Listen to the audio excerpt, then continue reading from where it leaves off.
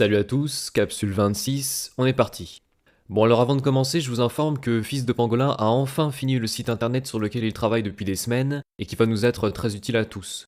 Le site s'appelle InfoVF. Infovf.com que je vous mets en description, c'est un site qui regroupe toutes les vidéos des informateurs et des lanceurs d'alerte, dont les miennes. Le site a deux avantages majeurs. Le premier, c'est qu'il réunit tout le monde au même endroit, donc ça vous permet d'avoir toutes les vidéos en un seul clic et de ne pas avoir à vérifier vos notifications YouTube ou à jongler entre YouTube, Odyssey, Rumble pour savoir ce que les uns et les autres ont sorti comme vidéo. Là, vous avez une page avec toutes les vidéos YouTube, Odyssey, Rumble au même endroit, donc vous gagnez du temps et vous ne loupez aucune vidéo. Le second avantage d'InfoVF, c'est que les créateurs de vidéos sont maintenant protégés de la censure, puisque même si demain YouTube supprime ma chaîne, vous me retrouverez toujours sur InfoVF. InfoVF qui se chargera lui-même d'aller récupérer mes vidéos sur mes autres plateformes, Odyssey, Rumble, à votre place. Bon, en clair, ça regroupe tout au même endroit, vous avez juste à aller sur la page d'accueil d'InfoVF et à regarder ce qui vous plaît. Là, le site est tout neuf, Pangolin vient de le sortir, il va améliorer quelques points par-ci par-là, mais tout est déjà fonctionnel, donc n'hésitez pas à y aller, et n'hésitez pas à remercier aussi Fils de Pangolin parce que ce site va sûrement devenir un outil très efficace pour la réinformation.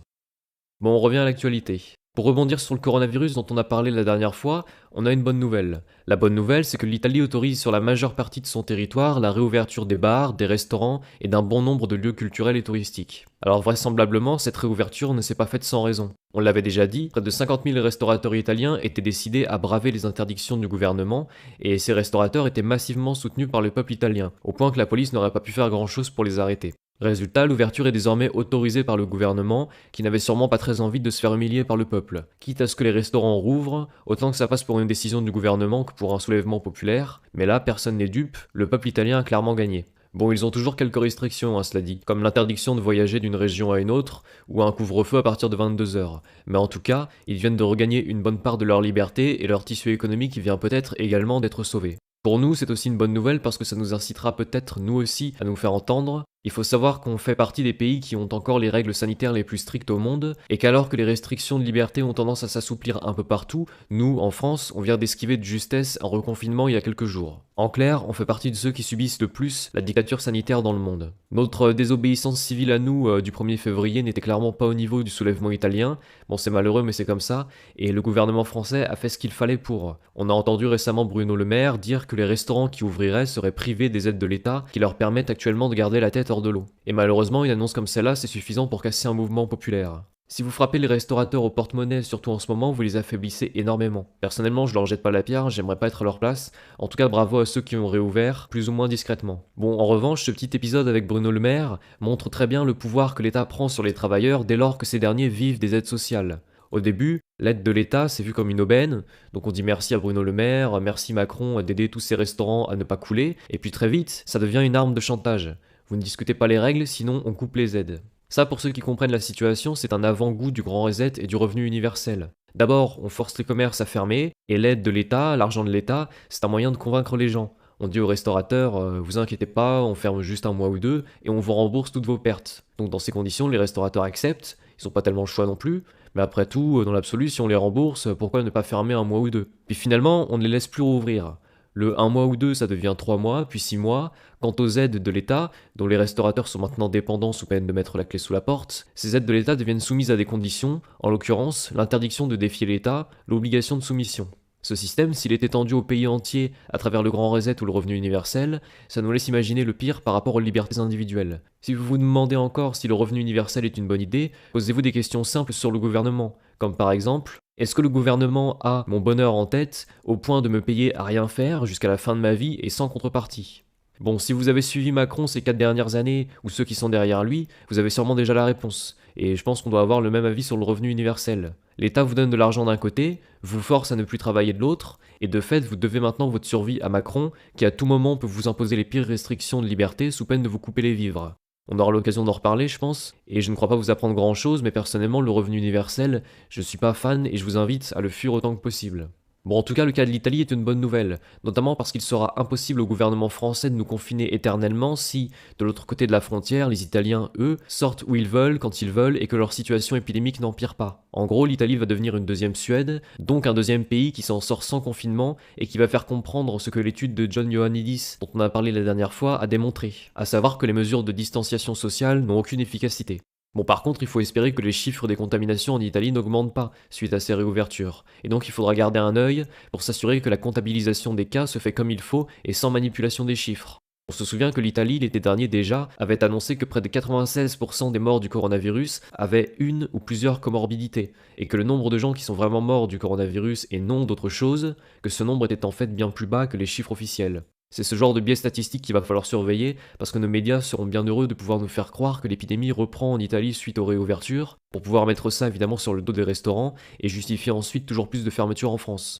Donc bref, l'Italie rouvre ses restaurants, ses bars et ses lieux culturels, donc bravo à eux, et nous on peut se réjouir d'avoir un voisin libre qui ne manquera sûrement pas de nous influencer ou de forcer la main de nos dirigeants pour qu'ils rouvrent à leur tour les restaurants français. On continuera à surveiller ça.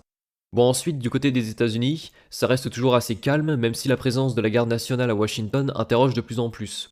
Ils sont censés rester sur place au moins jusqu'à la mi-mars, et officiellement, ils sont toujours censés protéger le Capitole et la Maison-Blanche contre les hordes sauvages de partisans de Trump. Bon, vous l'aurez compris, ils ne défendent actuellement rien du tout parce que, à part les débordements du 6 janvier, qu'il est difficile d'attribuer au pro-Trump, on l'a déjà vu, il ne se passe rien autour du Capitole et de la Maison-Blanche. En clair, personne ne sait pourquoi des milliers de gardes nationaux sont postés à Washington. Il faut savoir que les barrières ne s'étendent pas juste autour du Capitole et de la Maison-Blanche, mais sur plusieurs blocs autour. Donc c'est clairement pas une petite installation. Par ailleurs, le chef de la police du Capitole demande maintenant à ce que cette protection militaire devienne permanente. Et ça, une fois de plus, ça soulève énormément de questions. Enfin, la présence militaire pose des questions d'ordre juridique, puisque certains se demandent si la garde nationale a vraiment le droit d'être là. Il y a en fait une loi aux États-Unis qui s'appelle le Post Comitatus Act, je vous le mets en description, qui interdit à l'armée de s'occuper des affaires civiles. En gros, l'armée n'a pas le droit de faire le travail de la police. Alors bien sûr, il y a des exceptions qui permettent notamment à la garde nationale de faire son travail, notamment en ce qui concerne le trouble à l'ordre public, que la garde nationale a le droit de réprimer. Le truc, c'est qu'en ce moment, depuis le 6 janvier,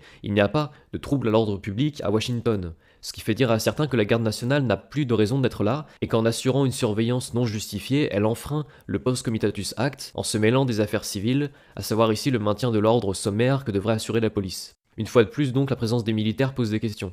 Bon, on va pas se mentir, cette histoire est vraiment floue, on ne sait pas exactement combien il y a de militaires présents en ce moment, la seule source que j'ai trouvée parle de 5000 militaires, on ne sait pas trop ce qu'ils font là, ni qui les retient à Washington, puisque leur présence est critiquée autant chez les républicains que chez les démocrates du Congrès. On est tenté d'y voir la prise de contrôle de Washington par l'armée, il peut aussi s'agir d'une protection contre d'éventuels débordements le 4 mars. La garde nationale est censée être aux ordres de Biden, mais on est aussi en droit de se demander si Biden a vraiment le contrôle sur l'armée.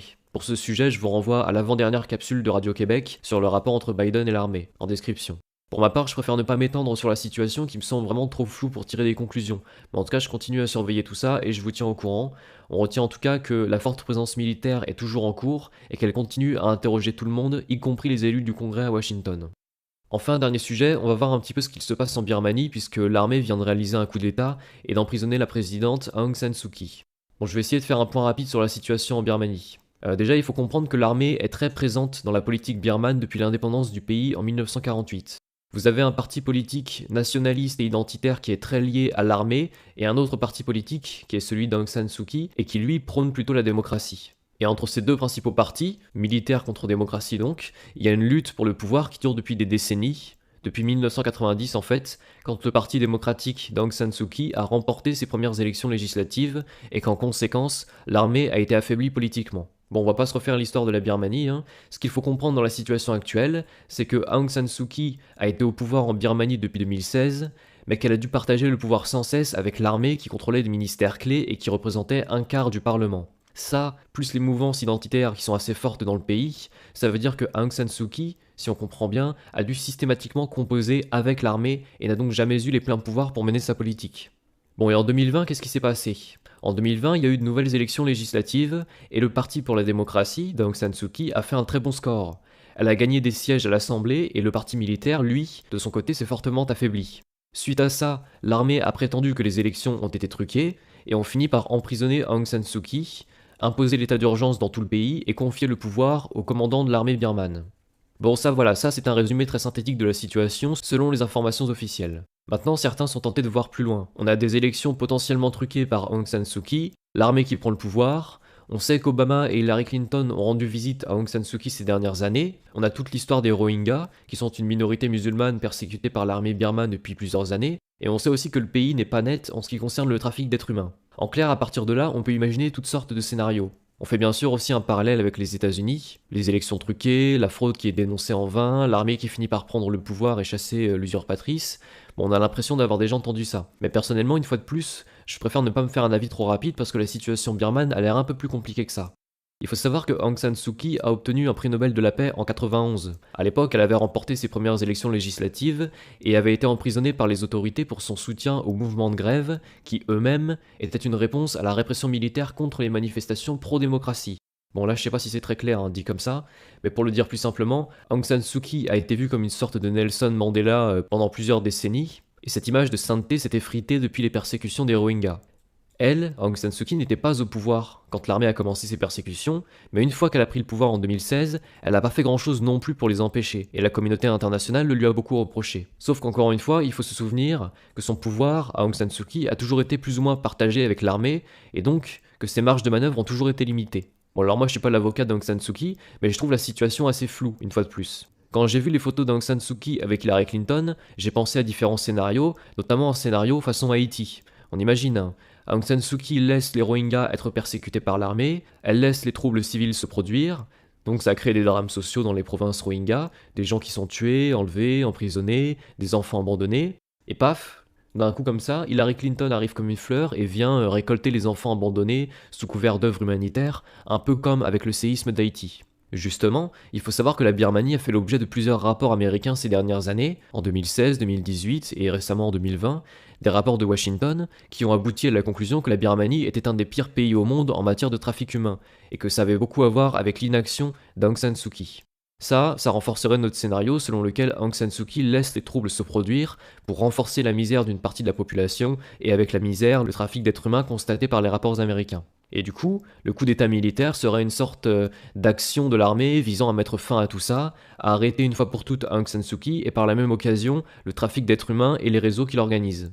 Bon, en clair, quand on voit ça, on se dit pourquoi pas, scénario crédible. Ça fait sens, mais tout ce à quoi on assiste aujourd'hui en Birmanie pourrait aussi être simplement la poursuite du désordre politique et militaire auquel on assiste depuis des décennies, et honnêtement, je pense qu'il n'y a pas encore matière à tirer des conclusions sur la situation.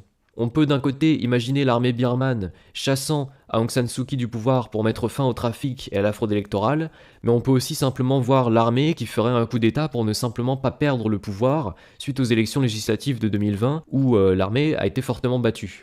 D'un côté, on peut imaginer Aung San Suu Kyi qui laisse les persécutions des Rohingyas se produire parce qu'elle veut que la situation s'envenime, tout ça pour favoriser le trafic d'êtres humains, mais on peut aussi, de l'autre côté, simplement penser que l'armée ayant beaucoup de pouvoir à ce moment-là, au gouvernement comme au parlement, Aung San Suu Kyi n'ait eu, comme on l'a déjà dit, que très peu de pouvoir pour mettre fin aux persécutions, et que donc elle n'a eu en fait aucun contrôle sur la situation des Rohingyas. En somme, même si j'ai moi aussi envie de voir le scénario précédent se réaliser, je me méfie parce que de ce que j'ai pu lire, l'armée birmane a l'air assez avide de pouvoir, et ça depuis l'indépendance du pays, et qu'elle ne m'inspire pas en fait la même image de patriotisme bienveillant que l'armée américaine sous Trump. Donc pour moi en tout cas, c'est difficile de se faire un avis sur la question.